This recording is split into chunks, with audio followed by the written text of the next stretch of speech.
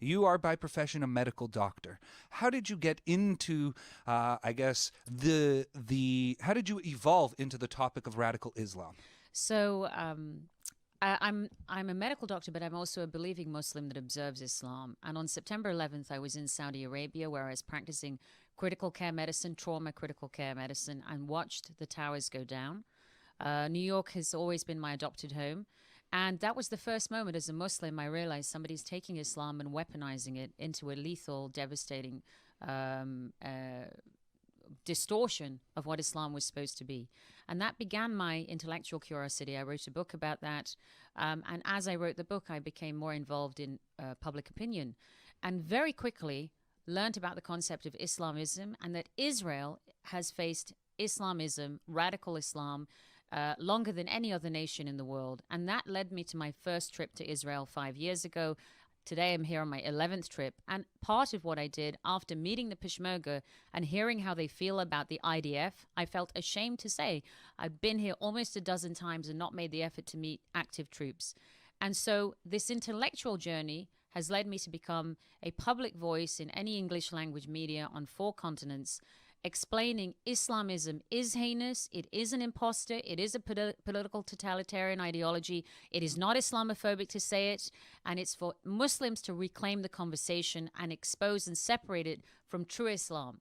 And as a result, earlier this week, I was able to go into the belly of Islamism, a place that I've only read about and written about, which were inside the Hamas tunnels with the remarkable Gaza division that is stationed at the southern border at Ein Shloshea. I'm not able to say it very well. Very well. And there I went with, incredibly young soldiers and one commander, Colonel Kobe, who led me to the Indian Chai Tunnel. I was able to understand how a farmer found it coming up out of his field, went deep into its belly and walked in there as far as I could until I told the Colonel Kobe, maybe we don't have to go too much deeper.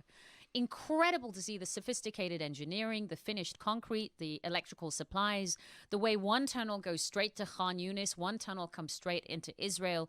The engineering is remarkable and chilling. The amount of energy, the amount of technology and money that has gone into what is one of the prime central tenets of Islamism, which is a cosmic, not mortal, a cosmic enmity with anything Jewish, Judaic, Jewry, or Israel or Zionist. That is their mission. A complete departure from Islam, which recognizes that the Torah is our book. The Torah is the book of the Jews. We respect, we not just respect, we honor and love Moses, and we accept Moses' word. One of the bravest characters in the Quran is whom we call Harun, Aaron, the brother of Moses. So this was, to be inside there was just extraordinary for me. And I also understood in my apprehension what it must be like to be an Israeli soldier going into these tunnels and not knowing what's coming out the other way. The beauty of what I was doing is I was also accompanied by some Muslim soldiers that are in the IDF, and therefore we experienced this together, not only one young soldier and one older Muslim, but later I'd specifically requested, because I've met with Muslim Peshmerga in Kurdistan, I've been with the Pakistani Frontier Corps in South Waziristan, which had just repelled back the Taliban. And now I was able to meet members of the 528 Bedouin Battalion, the Bedouin battalion that has been serving the IDF. And many of the soldiers sat there and told me, my father and my grandfather were serving the IDF. And I asked them, how can you tally that with being Muslim? They said, this is our country. As Muslims, it's our duty and honor to defend our country. This is the country that feeds us. This is the country that protects us. And they reminded me of what many Muslims do not remember in the United States or in the UK, where there are lots of fractions, or in France, let's say, that the Muslim has 3 duties. One is to herself, her body, preserve the body, preserve your health. One is to God. It's our duty to remember there is one God and worship him. And a very important and equally important duty is the duty to society. And this is what these Muslims were embodying. Some of the Bedouin soldiers actually face incredible hardship. They're not feeling comfortable to tell their families they've enlisted.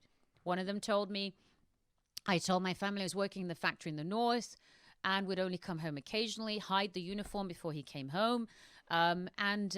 Eventually this tension was resolved after a few years.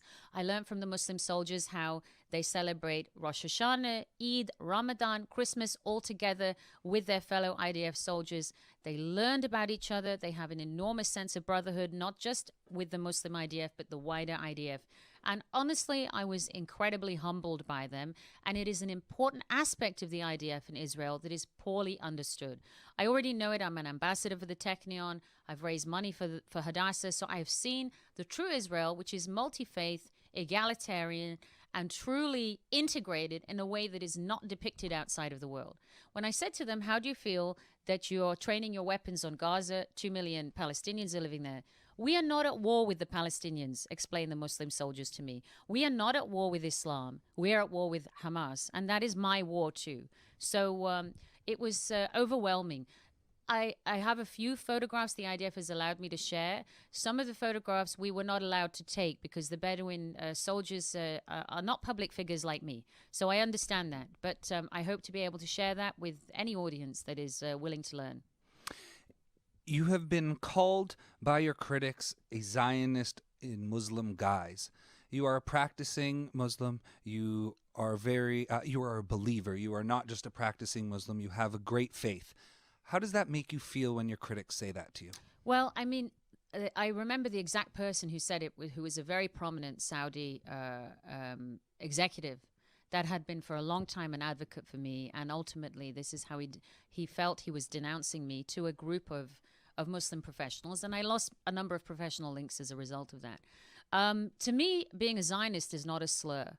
Being a Zionist, and in fact, I've written an article about myself, calling myself an accidental Zionist. That was my follow-up question. So to me, being a Zionist means I believe Israel has a right to exist. I believe Israel has a right to exist politically. Israel was formed just a year after Pakistan. The country of my parents' heritage was formed itself as a Muslim Zion. I believe Kurdistan will one day be a Zion. It's a Zion in waiting. But I also believe Israel has the right to exist based on what the Quran tells me. Well, the Quran tells me that Jerusalem belongs to the Jews. I have no question about that. And I don't see why a Jewish child cannot grow up today knowing that there is at least one nation for this child, when a Muslim child can grow up and know that we have homes in over 183 nations around the world and at least 56 Muslim nations where we can live. I also know the Quran says to me that is the world not big enough? Should you find difficulty somewhere? Should you not be able to migrate? Have I not provided you an adequate world? So I see no conflict within supporting Israel's right to exist. If that makes me a Zionist, so be it. I'm a pragmatist. I have seen Zionism in work, which is not, as many in America would suggest, any form of apartheid, but quite the opposite. It's empowering minorities, where I have visited inside Israel, minorities that are brutally persecuted in Pakistan. I visited them in Haifa. The Ahmadi Muslim community, as you know, is often murdered for their beliefs.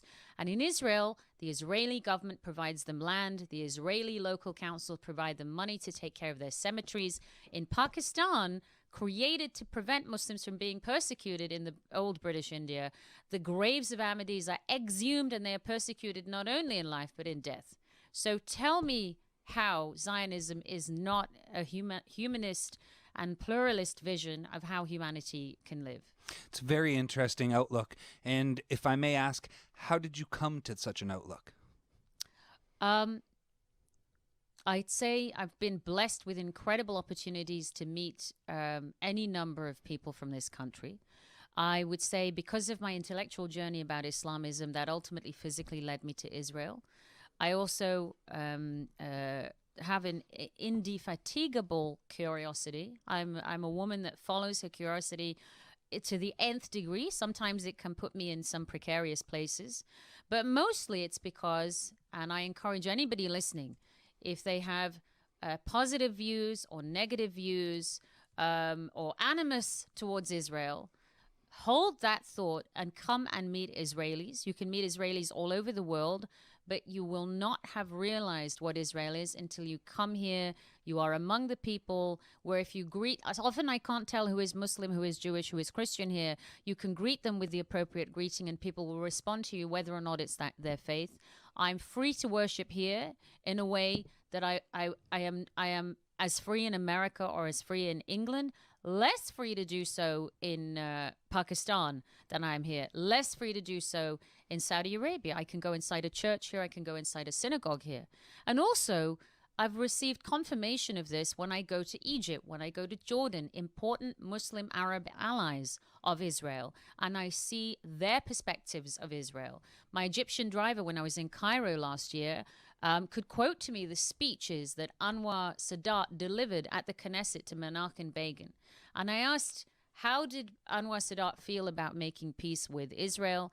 And the driver said to me, who's just an ordinary Cairene, that's an important person to talk to, an ordinary person from Cairo, he said Sadat was just very sad the rest of the Arab world did not follow. And so I think there is a huge groundswell of support for Israel. I have no doubt with this climate that we're learning about at this meeting, particularly about Iran and about Hezbollah, that there are many Sunni allies that are deeply aligned with Israeli interests that are communicating at levels that, I would never know about.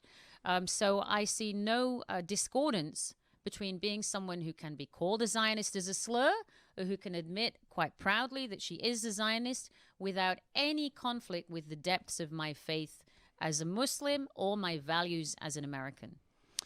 You have had quite an interesting career, and I'd like to ask you, how do you feel about the fact that you are a physician in practice, and now you've taken, as you said, this intellectual journey through radical Islamism? How do you combine the two? What are you able to provide, not just as a physician and not just as an intellectual, but combine the two? Where can the combination be applied? What an interesting question. It was never my plan to be a physician. This was my father's decree.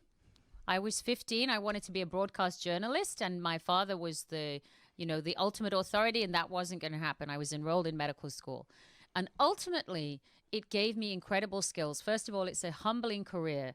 Being a physician means I meet with humanity in all its conditions. It's the best way to understand a society, to look after people in times of sickness and illness and bereavement and other things. It also honed incredible powers of observation and listening and communication. And I find the skills that a doctor has are rather like the skills an investigative journalist has. I'll ask you a story. I'll ask somebody else a story. I want to see if the dots connect. Maybe I missed something. Let me go back. So it's given me incredible powers of listening and observation. But there's another ability that I never underestimate, and I'm very grateful for, is human beings respond uniquely to doctors, and it doesn't matter which culture you're in. So many of the places when I visited the Pakistani military frontier corps, hugely brave soldiers on the sharp end of the conflicts in the Northwest frontier. When I visited these battle-weary Peshmerga colonels and generals and lieutenants and infantry. When I visited the Bedouin battalion and the Gaza division and Commander Colonel Kobe's men and women, after a while, they start talking to me about things impacting their health or things that they are concerned about. Many soldiers, and I now practice as a sleep specialist, are experiencing profound sleep disturbances. And so there is an incredible amount of trust that strangers invest in you when you are a doctor. I never exploit that trust. I'm very grateful for it, but it gives me an immediately valuable view that might not be accorded somebody that doesn't have that background. I'm not suggesting that I can replace or be equal to any of the incredible academic experts that are here. I've been sitting here with my notebooks and learning, but there is an additional value that doctors can provide. And I think there's one other final value, and I think this is, I can't remember exact quote, but it came out of the Cairo Geniza, the documents that were found, ancient documents about ancient doctors from Jewish history, who always said that physicians have to be the torch bearers into darkness in terms of morality. Remember, and you know much better than I, of Nazi ideology. Part of Nazi ideology's embodiment came when the German medical academic community embraced eugenics and embraced Nazi ideology. Once the doctors had lost their moral compass, genocide could happen. And therefore, I think as a British citizen and an American citizen and a doctor, it's my moral responsibility to expose injustices. And interestingly, in Islam, The C minus, the bare minimum of being a Muslim, is to expose injustice. If you're able to see injustice and prevent it by taking physical action, do it. Obviously, I can't do that. If you're able to see injustice and say something, you have to use your voice. And if for some reason you're not gifted with the voice and platform that I've been fortunate to have, then you must at least think it in your heart. Those are basic Islamic teachings. So I found my father, who was very instrumental in me becoming a doctor, gave me a remarkable gift that is serving really a lot of my passions. The way I do it is I'm here on my annual vacation. So my vacation is spent amongst counter-terrorism experts. And on Monday morning, when I get back to New York, I'm back in office hours and I'll see my American patients. And it actually keeps both of my lives very vibrant to do that. I have to ask you, because I think it's very interesting how deep a faith you have. And in our conversation right now, you have listed quite a few very interesting beliefs that you have and teachings that you believe that that's the true Islam. That is the way that Islam is intended. What do you, or why, or how do you rectify the fact that there are so many religious Muslim imams and others that are perverting the religion and taking what you said and almost giving it the exact opposite meaning? So, excellent question. And I would suggest to your listeners, if they're interested, last week I published an essay at the request of the Spectator on why I'm Muslim. The question was, why would anyone be Muslim in this age of Hamas and Hezbollah and Al-Qaeda and ISIS and the Taliban? And so there is that article is about the basis of my belief. And there was such an outpouring with exactly this. Intellectual British readers saying, well, what about suicide bombing and the Shahadat verse? What about the mistreatment of women in the name of Islam? What about polygamy? What about all these other accusations? And the answer is that much of what passes for Islam, either in the manifestation of a Muslim majority state, think about Afghanistan, think about Saudi Arabia, think about Iran.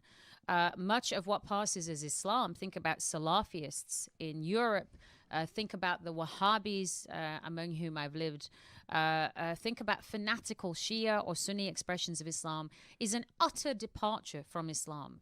Islam was first embodied in the revealed word of God, as Muslims believe, in the Quran. The Quran was recorded, first it was orally transmitted to the Prophet, who was chosen because he was illiterate in part, so he could never plagiarize or manufacture the Quran by himself. Later it was transcribed by hand onto vellum, sheep scapula, then eventually paper. And 300 years later came the first body of the hadith and the sunnah, which are reported sayings and recordings and doings. And I think what's happened is that has become much, much bigger at the expense of what the original Quranic message was.